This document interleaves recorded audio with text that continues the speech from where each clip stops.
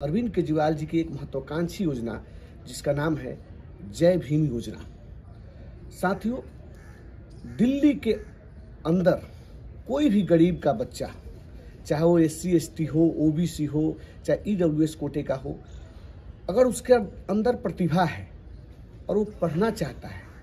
तो उसके कोचिंग की व्यवस्था, उसके आने जाने के किराए की व्यवस्था, उसको बैंकों से लोन दिलवाने की व्यवस्था, अगर वो 10वीं और 12वीं की पढ़ाई दिल्ली के किसी भी स्कूल से किया है और दिल्ली में पढ़ना चाहता है तो अरविंद केजरीवाल जी के सोच के तहत मनीष सिसोदिया जी ने इस काम को पूरा किया और जय भीम योजना लागू किया, जिसमें अगर कोई बच्चा प्रतिभाशाली है, डॉक्टर बनना चाहता है, इंजीनियर बनना चाहता है, कुछ भी उच्च आधुनिक शिक्षा प्राप्त करना चाहता है और उसके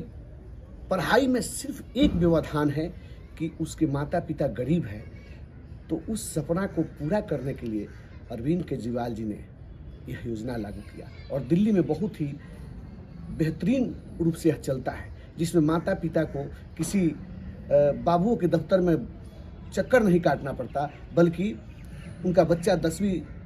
11वीं 12वीं के जो स्कूल है उसमें पढ़ता है और वह एक परीक्षा पास करता है, कोचिंग में जाता है, कोचिंग का फीस, आने जाने का किराया और आगे की तैयारी का खर्चा दिल्ली की सरकार केजरीवाल एक सोच के तहत उठाती है। और यह योजना सिर्फ दिल्ली में नहीं, यह पंजाब में भी लागू हुआ। और अभी तत्कालीन कुछ दिन पहले ही अरविंद केजरीवाल जी ने बाबा साहब अम्बेडकर के सपनों को साकार करते हुए यह घोषणा एक और भी किया है कि जो बच्चे, जो SC ST EWS के बच्चे, OBC के बच्चे जो विदेशों में भी जाकर अगर पढ़ाई करना चाहते हैं तो उनके लिए भी सरकार पूरा फीस की व्यवस्था करेगी। यह है अरविंद केजरीवाल जी की एक सोच।